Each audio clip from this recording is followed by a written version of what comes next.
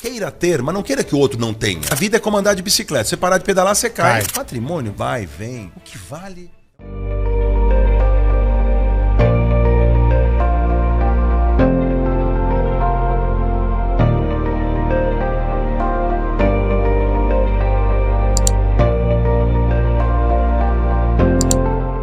Mas realmente eu sempre fui muito inquieto, sempre quis fazer as coisas acontecerem, sempre fui muito determinado e falando, eu vou construir uma história. Eu gostaria que meus filhos um dia olhassem para a história do pai e se orgulhassem de ter construído algo. Ser empreendedor é gerar emprego, é gerar riqueza para o país, é fazer alguma coisa acontecer, é fazer a diferença no mercado, é ter algum negócio que realmente seja admirado pelos outros, na forma que ele se conduz, na forma que ele se comporta, seja prestação de serviço como eu já fiz, seja produção de qualquer coisa, negócio que eu já entrei na minha vida, mas eu sempre fui muito, vamos dizer assim, muito determinado em relação a esse objetivo. Então eu sabia que algum lugar eu ia chegar, eu só não sabia onde. Ninguém como jovem pode imaginar onde pode chegar, mas eu observava muito, eu usava como benchmark, como referência os grandes empreendedores, os grandes empresários. Isso é muito importante, né? Eu acho que o jovem tem que ter a referência para se basear. É a experiência dos outros que você ainda não viveu que pode te iluminar o seu caminho, que pode te dar uma noção e abrir a sua visão, que eu considero uma das forças mais importantes do ser humano é enxergar algo que eventualmente o outro não está vendo e se enxergar dentro desse contexto. Então, respondendo a tua pergunta mais objetivamente eu me enxergava em algum lugar muito grande no futuro e eu queria estar lá. Eu não vou passar essa vida para ser medíocre ou ser só mais um. Eu vou tentar ser alguém especial e para isso eu me dediquei bastante. Medo e insegurança são intrínsecos do ser humano, é natural. A gente tem medo quando está numa altura e olhar para baixo e tem sensação de frio na espinha. A gente tem medo quando a gente vai enfrentar um projeto e a gente não sabe o que pode acontecer. A insegurança é natural, é super natural. Para entrar em coisa nova, sair da zona de conforto, todos esses aspectos e todas essas situações geram medo e insegurança. Quem disser, mas pode ser o Warren Buffett, pode ser o Steve Jobs, pode ser o Bill Gates, você, eu, qualquer um que está nos vendo agora, disser que nunca teve insegurança ou medo em alguma situação. Agora, como você vai enfrentar o seu medo? A coragem foi definida entre as 500 maiores empresas do mundo como um dos itens mais importantes no sucesso dela. A coragem de investir, a coragem de acreditar, a coragem de enfrentar as crises, a coragem de ter criatividade, de não desistir nunca, de ter essa determinação. Tudo isso faz parte, vamos dizer assim, da definição do sucesso. Então,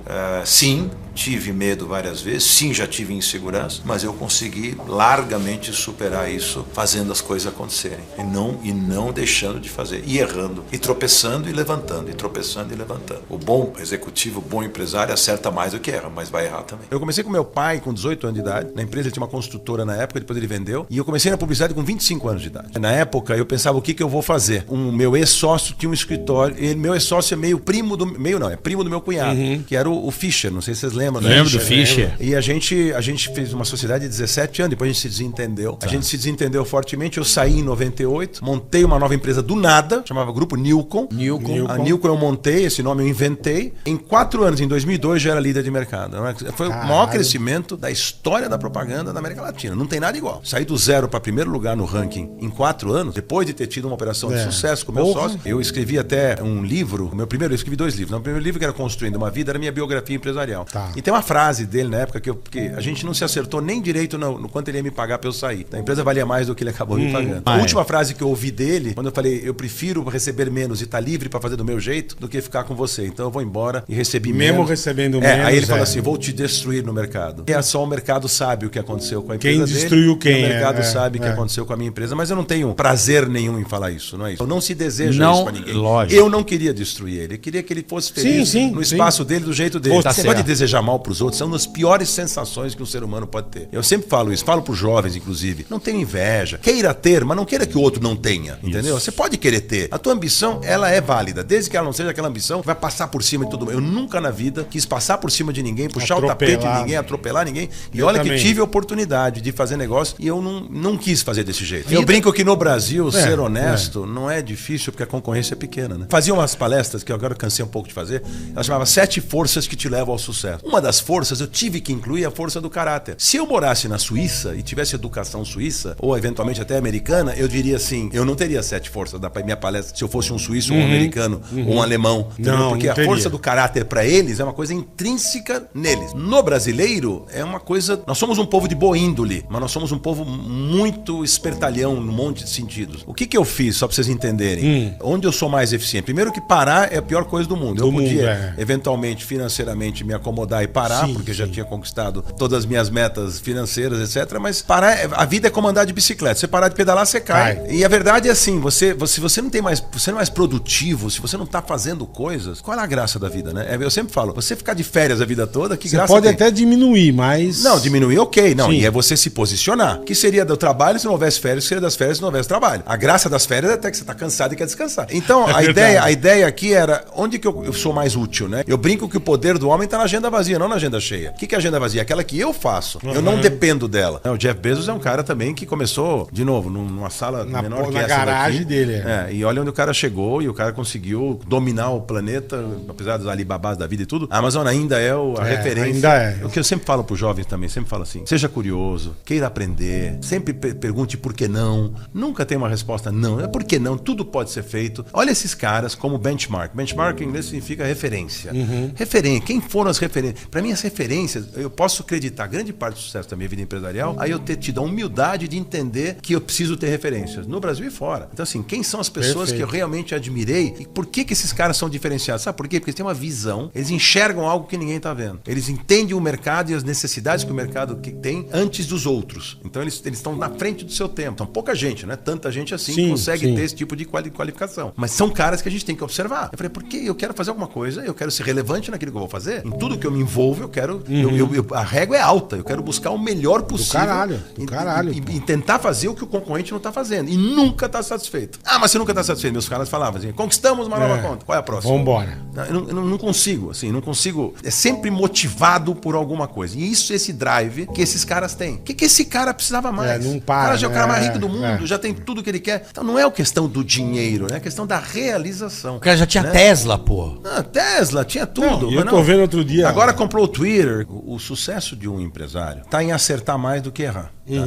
Não existe ninguém no mundo que não tenha tomado decisões erradas em certos momentos, que tenha errado em certos momentos. Tal. Eu acho que o que mais me orgulha é que se você tivesse um ranking possível de avaliar a quantidade de acertos e erros, eu devo estar no top de acertos, entendeu? Então assim, eu acertei muito mais do que errei na minha vida. Já errei, já paguei por isso. Errei bastante, não é? E é o que o Michael Jordan falou, é nos erros que a gente aprende. Porque errar uma vez é ok, errar a segunda é burrice, né? Mas o mesmo erro, você pode cometer novos erros, os mesmos erros você não vai cometer. Em tudo na vida pessoal, em tudo. Eu aprendo bastante, analiso bastante o que eu fiz, o que eu deixei de fazer, para como que eu vou agir daqui para frente nas novas situações.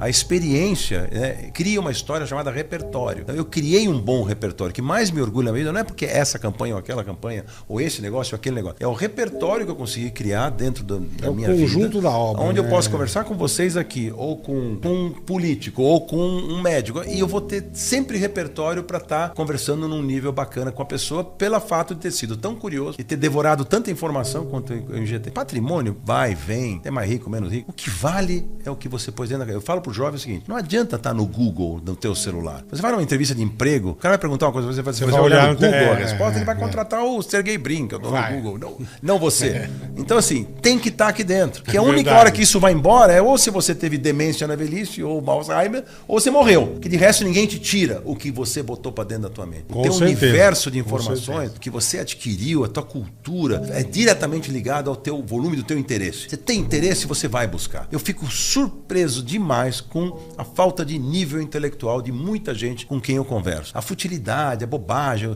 as coisas não entram a fundo em nada, não se interessam por nada. Pega empresário, pega diretor de empresa. Vou dar um exemplo. O cara atendia a conta da Danone, que era... Aí eu perguntava pra ele, escuta, fala pra mim. Você tá atendendo a conta há quanto tempo? Tô há 2 anos, tá legal. Qual que é o consumo per capita de lácteos do Brasil hoje? Ele sabe, porque ele tá no...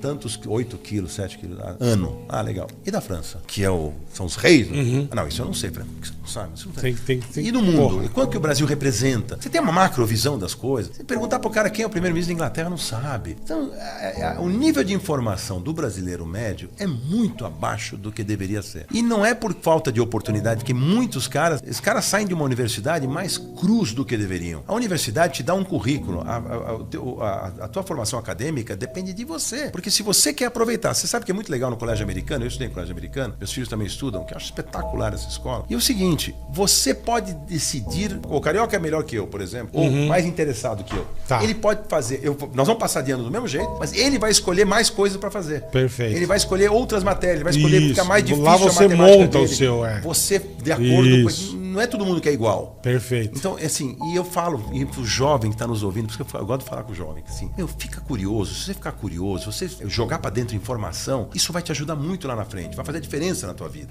Antigamente, ser especialista em alguma coisa era bacana. Eu sou especialista nisso. Hoje, ser generalista é muito mais importante. O que você pode fazer por você mesmo é criar esse conteúdo bacana dentro de você, é você se informar, quando na fase acadêmica, mesmo depois da faculdade, continuar aprendendo o resto da vida. Eu tenho uma irmã minha que é mais velha, que eu tenho 69 anos, ela fez um 5º mestrado na vida dela. E hoje em dia você faz isso em casa, você não precisa nem na faculdade. Sim, em pode casa, fazer exatamente. Ensino à distância. Tudo na vida, aqui se faz, aqui se paga. Tudo que você planta, você colhe. Perfeito. Se você for desonesto, sacana, você vai colher problema no futuro. Tem toda a razão. Se você quer ter saúde, o jovem aguenta enfiar no corpo dele um monte de coisa. Aguenta cigarro, aguenta bebida alcoólica, aguenta droga, porque o corpo ainda é jovem e vai aguentando. Só que o efeito cumulativo disso no futuro, quando ele olhar para trás e falar, por que eu fiz isso, é tarde.